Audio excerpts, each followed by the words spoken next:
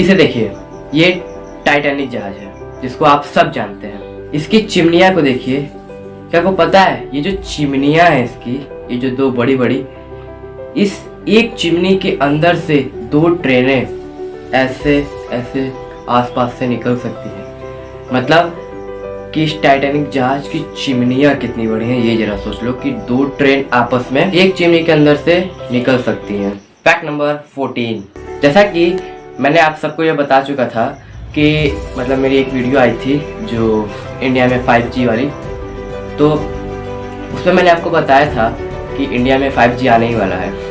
तो जी हाँ, जान लीजिए कि जियो रिलायंस ने ये घोषित कर दिया है कि जो 5G की स्पीड होगी, अगर आप 1 GB का गेम डाउनलोड कर रहे हैं तो वो केवल 3 सेकेंड में हो जाएगा। जी हाँ, जिस तरह जियो रिलायंस ने ये बताया है कि अगर आप जियो का सिम इस्तेमाल करेंगे 5G, तो वो 1 GB की फाइल या फिर गेम किसी भी चीज़ को 3 सेकेंड के अंदर डाउनलोड करके आपको दे देगा। फैक्ट नंबर 13, जब आप मतलब सोकर उठते हैं, मतलब सोने के बाद, तो उसके 1-2 सेकेंड बाद आपको कुछ याद नहीं रहता है कि मैं कहाँ हूँ, मेरा नाम क्या, मतलब आपको कुछ नहीं याद रहेगा 2-3 सेकेंड। उसके बाद आपको याद आने लगा कि मेरा डेली का स्टेप क्या है, मुझे आज ये करना है, ये करना है। ये तो आपके डेली लाइफ में होता है, पर ये भी जान जाइए कि जब आप सोकर उठते हैं तो आपके मतलब माइंड से 10 से 23 वाट बिजली निकलती है। जी हाँ, जो एक बिजली के बल्ब को जलाने के लिए काफ़ी है। तो सोच लीजिए हमारा ब्रेन कितना पावरफुल है।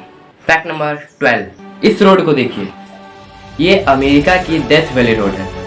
जी हाँ, इसे ये बताया गया है कि ये दुनिया की एक ऐसा रोड है तो 200 किलोमीटर तक एकदम सीधा 200 किलोमीटर तक, मतलब 200 किलोमीटर के अंदर में इसमें एक भी मुड़ान ही नहीं है। ये एकदम स्ट्रेट है, जो दुनिया में इकलौता है और वो अमेरिका में है। फैक्ट नंबर 11, ये देखिए, ये जो डिवाइस आप मतलब मोदी जी के सामने देख रहे हैं, इसका नाम टेलीप्रॉम्प्टर। जी हाँ, मतलब ये एक ऐसा डिवाइस है जो वहाँ पे स्पीच दे रहा होगा। जैसा कि वहाँ पे अगर कोई भी नेता या फिर कोई भी स्पीच देता है तो वो केवल उसी को नज़र आएगा, और जो ऑडियंस है उसे नज़र नहीं आएगा कि वहाँ पे क्या लगा, आपको कुछ वहाँ दिखेगा ही नहीं। इसीलिए जब आप किसी नेता को स्पीच देते हुए देखते होंगे तो आप वहाँ उसके सामने कुछ नहीं देख पाएंगे, क्योंकि वो दिखता ही नहीं है ऑडियंस को। वो केवल वहाँ पे जो स्पीच देता है केवल उसे ही दिखता है। इसमें क्या होता है कि अगर कोई मतलब देख करके बोलता है, स्पीच देता है, तो वहाँ पर उस कागज़ को रख देता है और उस कागज़ को केवल वही देख सकता है जो स्पीच देता है, और ऑडियंस नहीं देख सकता। फैक्ट नंबर 10, जैसा कि आप मेरे वीडियो में बैकग्राउंड म्यूजिक सुन रहे होंगे, तो मैं इसे क्यों लगाता हूँ, क्या आपको पता है? तो ये जान जाइए, अगर आप किसी काम को कर रहे हैं तो अगर आप बैकग्राउंड म्यूजिक को सुनते हैं ध्यान से, तो आपका जो काम होता है ना वो और अच्छे से होता है। उसमें आपका और दिमाग लगता है कि मुझे ऐसे करना है, ऐसे करना है। जब आप कोई खाना ना बनाते हैं तो गाना निकलता है, क्यों? क्योंकि वो बैकग्राउंड म्यूजिक का काम करता है। जैसा कि आप मेरे वीडियो में सुन रहे हैं, मैं इसीलिए लगाता हूँ कि आप जो मेरी बातें सुन रहे हैं वो अच्छे से सुने और ध्यान से सुने और उसे ध्यान में रखें। फैक्ट नंबर 9, ये देखिए, एक तरफ इस तरह मतलब घर है और दूसरी तरफ इस तरफ घर है। ये पता है क्या है? और बीच में एक रोड देख रहे होंगे, ये आपको पता है क्या है? ये जान जाइए भारत और भूटान का एक तरह से कह लें तो बॉर्डर है। ये 699 किलोमीटर लंबा एक ऐसा बॉर्डर जहाँ पे एक भी सेना नहीं है, और ये इस तरफ भारत और एक तरफ भूटान। फैक्ट नंबर 8, ये जो फीमेल एलिफेंट होते हैं मतलब मादा हाथी, उनके जो दूध होता है ना, उनके दूध में मैं बता दूं अल्कोहल होता है। अल्कोहल मतलब पूरी तरह से अल्कोहल नहीं, थोड़ी मात्रा में अल्कोहल होता है। और ये जान जाइए कि 15वीं शताब्दी में इस मतलब फीमेल एलिफेंट का जो दूध होता है, मिल्क होता है, उसे लोग शराब पीने में मतलब यूज़ करते थे, और वही दूध वो अपने बच्चे को ही पिलाती है।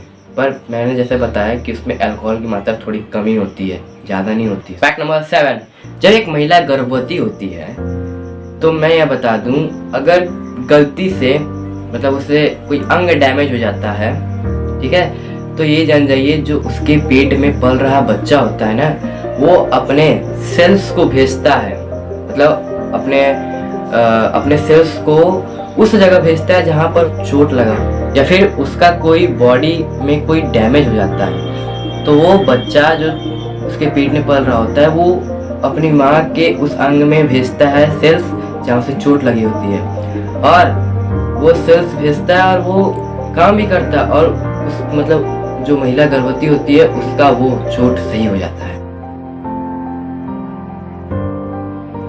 फैक्ट नंबर 6, इन्हें देखिए, ये छत्तीसगढ़ में रहने वाले रामनवी समाज के एक लोग हैं। जी हाँ, छत्तीसगढ़ में। मतलब ये लोग ऐसे हैं ना, इनके मतलब पूरे चेहरे को देखिए, कुछ लिखा दिख रहा है इनके मतलब जो चेहरा है, इन्होंने अपने चेहरे पर पूरा बॉडी पर मैं कह लूं तो राम राम राम लिखा हुआ है। ये केवल छत्तीसगढ़ में जो मतलब रामनवमी के जो समाज है वही करते हैं। और मैं बता दूं, ये एक तरह से फैशन नहीं करते, इनका एक ये रीति रिवाज है। जी हाँ, जो मतलब कई सालों से चलता आ रहा है और ये अभी भी ये करते हैं। फैक्ट नंबर 5, आपने न्यूज़पेपर या फिर न्यूज़ में ये देखा होगा कि 14 करोड़ का एक कबूतर बिका था। जी हाँ, पूरे वर्ल्ड का सबसे महंगा कबूतर है।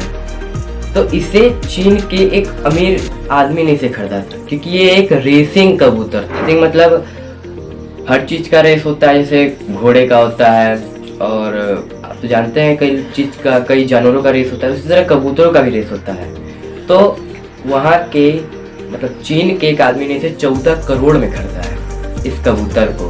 फैक्ट नंबर 4, आप अगर सपना देखते होंगे तो आपको मैं बता दूं कि 80% सपना उठने के बाद याद ही नहीं रहता है। के साथ होता है 80% सपना किसी को नहीं याद होता है, और 20% मतलब बीच में ऐसे भाग होंगे जो आपको कुछ याद हो।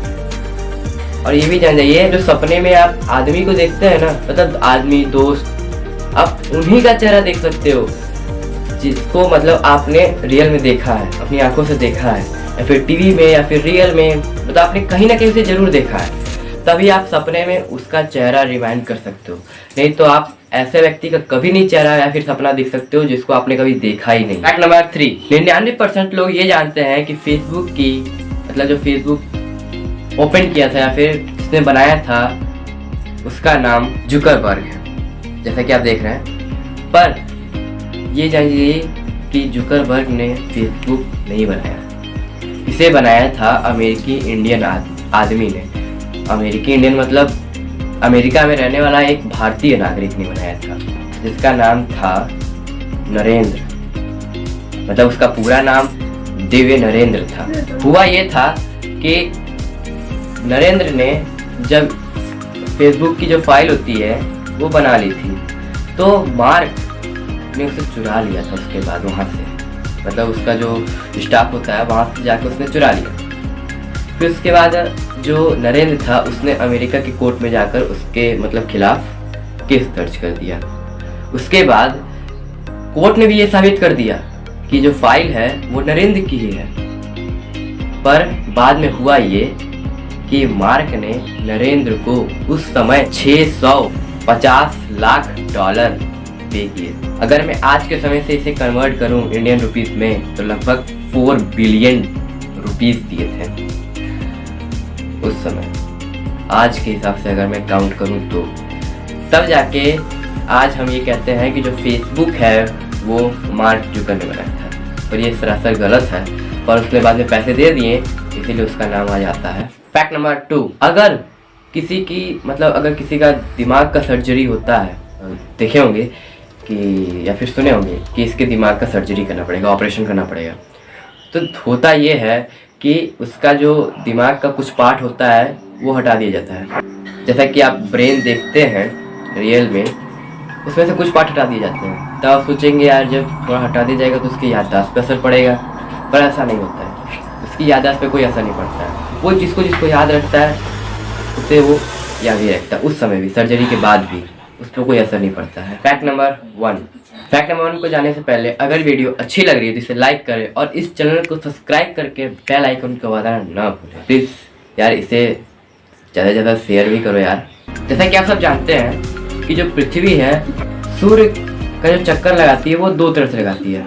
एक तो सूर्य का पूरा राउंड लगाती है और एक अपने मतलब अक्ष पे ही घूमती रहती है और धीरे धीरे और 24 घंटे में अपने अक्ष में पूरी तरह से राउंड मार लेती है और पूरे 365 दिन में सूर्य का पूरा चक्कर लगाती है। तो होता ये है कि जो गोलार्ध होता है ना, वो थोड़ा, जो पृथ्वी है वो झुक जाता है, उसकी तरफ झुक जाता है। तो मतलब जो गोलार्ध होता है वो सूर्य की तरफ जब झुक जाएगा तो यार धूप ज़्यादा पड़ेगी ना। तो उस समय होता क्या है कि उस समय गर्मियों का मौसम आ जाता है, जब गोलार्ध सूर्य की तरफ झुक जाता है या फिर सामने आ जाता है पूरी तरह से। और जस्ट इसका उल्टा ठंडी में होता है, जब पृथ्वी घूमती है, राउंड करती है सूर्य के चारों तरफ, तो उस समय गोलार्ध उल्टी दिशा में आ जाता है, जिससे कि उस पर धूप नहीं पड़ता ज़्यादा। तो यही कारण है कि दिसंबर के समय ये जो गोलार्ध है उल्टी दिशा में आ जाता है सूर्य के, और जब अप्रैल मई आ जाता है तो वो धीरे धीरे सूर्य की तरफ झुकना चालू कर देता है। बस यही डिफरेंस है। और ये भी है कि जैसे कि थंबनेल में मैंने बताया कि विंटर वर्सेस समर, तो यार इसमें कोई लड़ाई नहीं हो रही है। मेरे कहने का मतलब ये था कौन सा मौसम उन्हें पसंद है। तो गूगल ने जब इस मतलब एक तरह से पूछा गया तो 57% लोगों ने कहा कि विंटर बेस्ट है, जैसा कि आप देख रहे हैं, और केवल 43% लोगों ने कहा कि समर बेस्ट है। अगर आप मेरा पूछेंगे तो भाई मैं भी विंटर की तरफ जाऊंगा। और आप अपना भी राय दीजिए कि आपको कौन सा मौसम सबसे बेस्ट लगता है, विंटर या समर, कमेंट में ज़रूर लिखिएगा।